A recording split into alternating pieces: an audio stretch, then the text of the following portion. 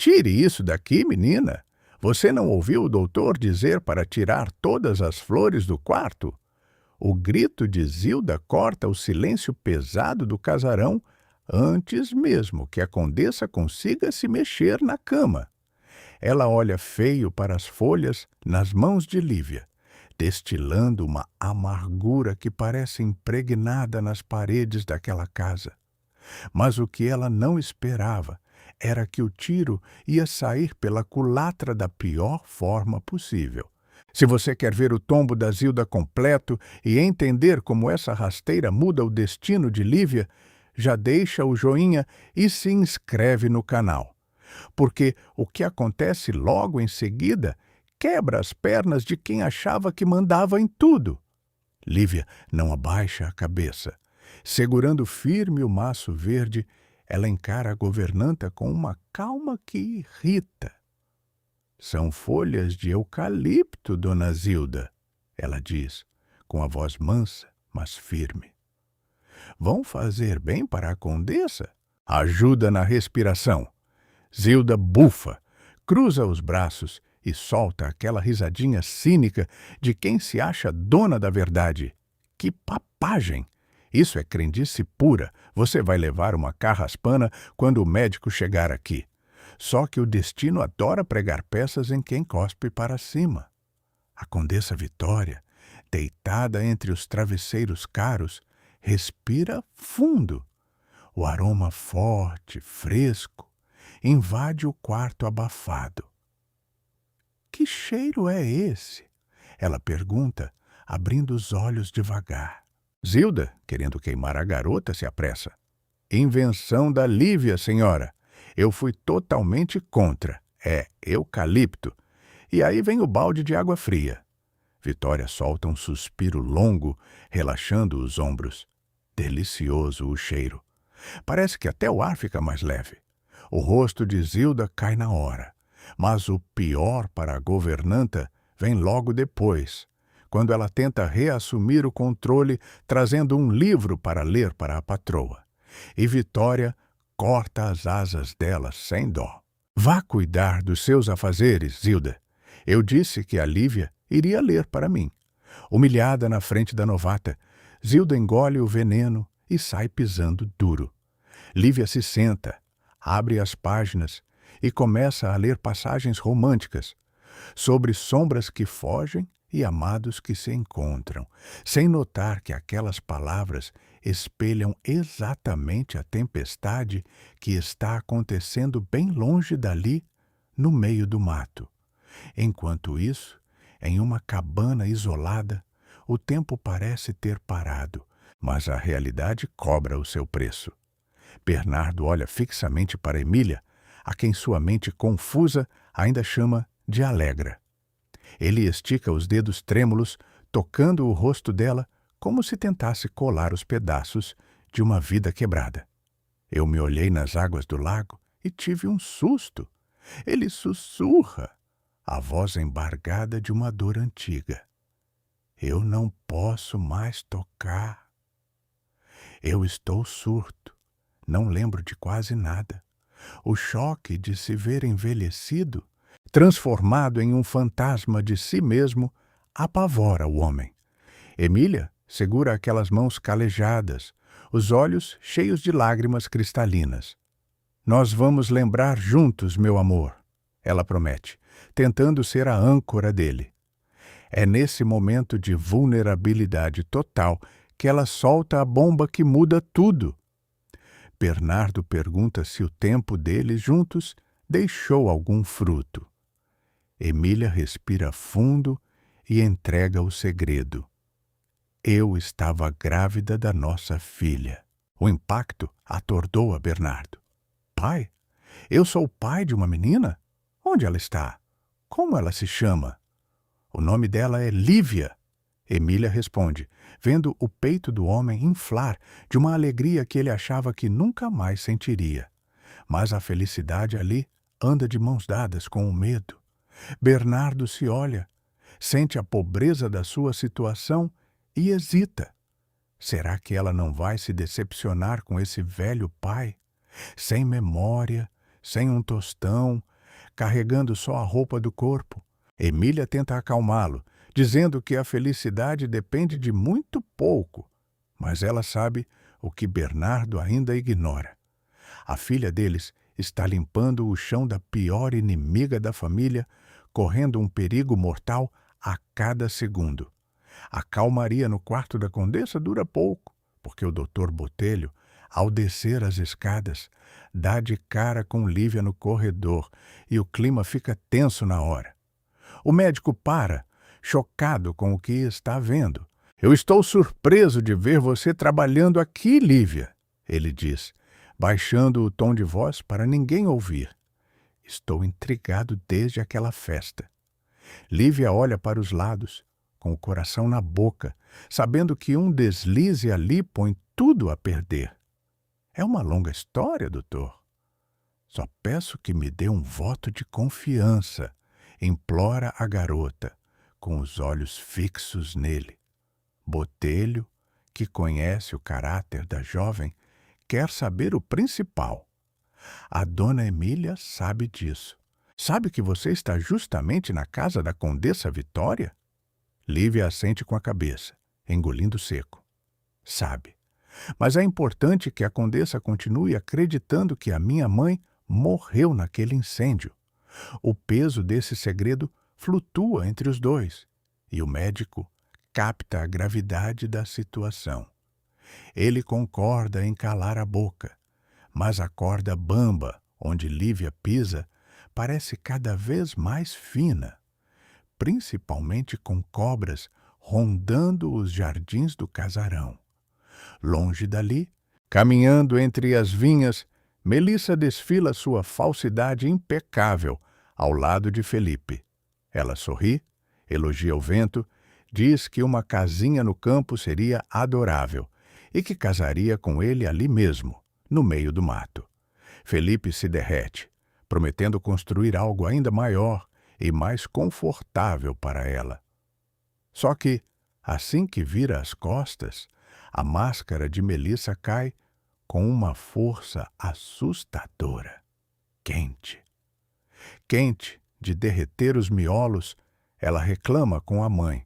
"Doroteia", assim que entram no quarto. "Eu fui passear no jardim só para espantar o tédio.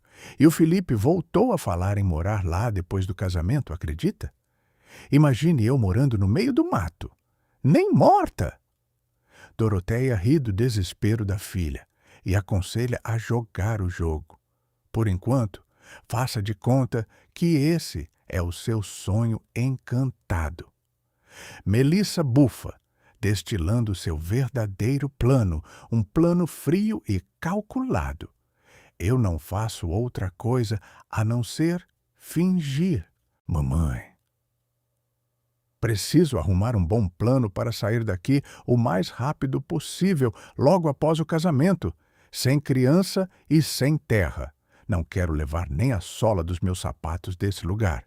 O objetivo dela é claro, arrancar o título de condessa, chutar o pequeno Alex da vida deles, alegando que o menino não é filho legítimo de Felipe, e dar o fora com os bolsos cheios, deixando o noivo com uma mão na frente e outra atrás.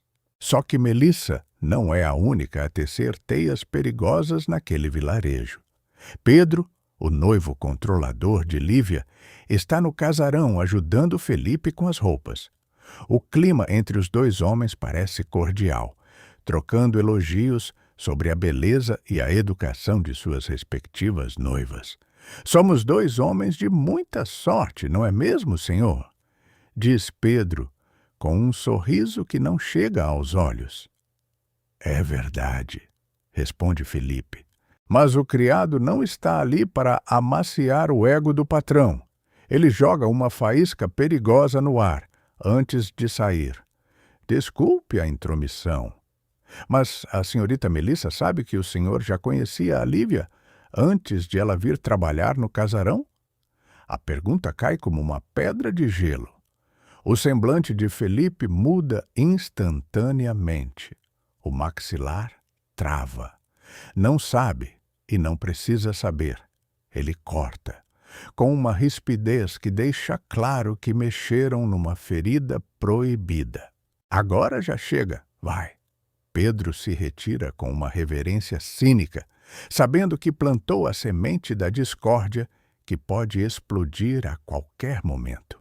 Na cozinha do casarão, o clima azeda, de vez quando Rosa entra pálida, com as mãos ainda tremendo por ter ajudado a socorrer a criança moribunda no meio da estrada.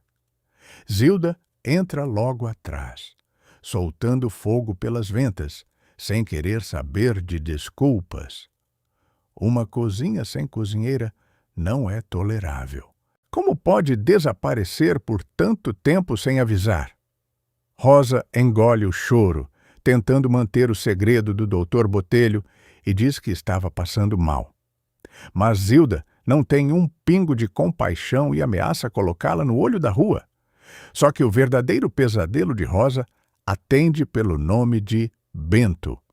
Assim que a governanta sai, o capataz surge das sombras da cozinha com aquele sorriso asqueroso e o corpo cheirando a suor e terra. Deu mais uma de suas saídas misteriosas, Rosa? Ele pergunta, encurralando a mulher contra o fogão. Rosa tenta se esquivar, mas ele a segura pelo braço com força. Sabe que se sumir de novo eu te encontro. Meu faro sente teu cheiro. Rosa se debate, enjoada com a proximidade do sujeito, e grita para ele sair da cozinha com suas roupas imundas. Bento solta uma risada perversa antes de se afastar, deixando claro que ela é uma presa, que ele não vai deixar escapar. Essa teia de abusos e ameaças cruza o vilarejo e explode na cara de Raul de forma avassaladora. Ele está conversando calmamente com Lívia, aliviado por trazer notícias de que a mãe dela está bem, quando Pedro aparece feito um bicho peçonhento. Pedro fuzila Raul com o olhar e exige saber o que ele está fazendo ali. Depois que Lívia sai para levar o chá da condessa, a máscara de bom moço de Pedro cai por completo, revelando um preconceito nojento. Ele esbraveja que a dona Gema preferiu confiar um recado a um negro qualquer, em vez de falar com ele. Raul tenta manter a compostura, mas Pedro joga baixo, tocando na ferida mais dolorosa do homem. Eu soube que o Bento usou o seu moleque para fazer você voltar a trabalhar. O canalha ameaçou a vida do seu filho. Raul, com o sangue fervendo, rebate. É verdade. Ele ameaçou o Chico. É aí que Pedro mostra sua verdadeira face de monstro. Pois eu não hesitarei em fazer o mesmo se eu souber que você se aproximou da minha mãe. Experimenta chegar perto dela, porque você nunca mais vai ver o seu filho. Raul fica paralisado, com o peito arfando de ódio, vendo o noivo de Lívia se transformar em uma ameaça tão perigosa quanto o próprio Bento. Enquanto o ódio consome o casarão, a confusão toma conta da casa de Salomé por um motivo completamente inesperado. Máximo entra pela porta carregando um bebê nos braços, todo sujo e molhado, que ele recolheu após o chamado de urgência do médico. Salomé quase cai para trás e começa a berrar, acusando o marido de trazer um bastardinho para dentro de casa. Bianca faz coro com a mãe, horrorizada com a falta de modos da situação e preocupada com as aparências. Como vou explicar para o Roberto Borgini, um lorde, a presença dessa criança no jantar de gala? Bianca reclama, mimada, enquanto o pai tenta defendê-la. Máximo bate o pé, dizendo que o bebê vai ficar ali até segunda ordem porque a vida da criança foi confiada a ele. A futilidade daquela família contrasta terrivelmente com o desespero silencioso que se armou na cabana da floresta. Lá, o momento de paz entre Bernardo e Emília é quebrado de forma violenta.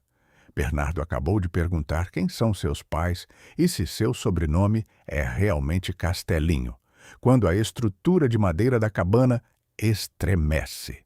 Alguém esmurra a porta do lado de fora com uma fúria cega. Abram! Eu sei que tem gente aí. Abre essa porta! O grito ecoa, gelando o sangue dos dois.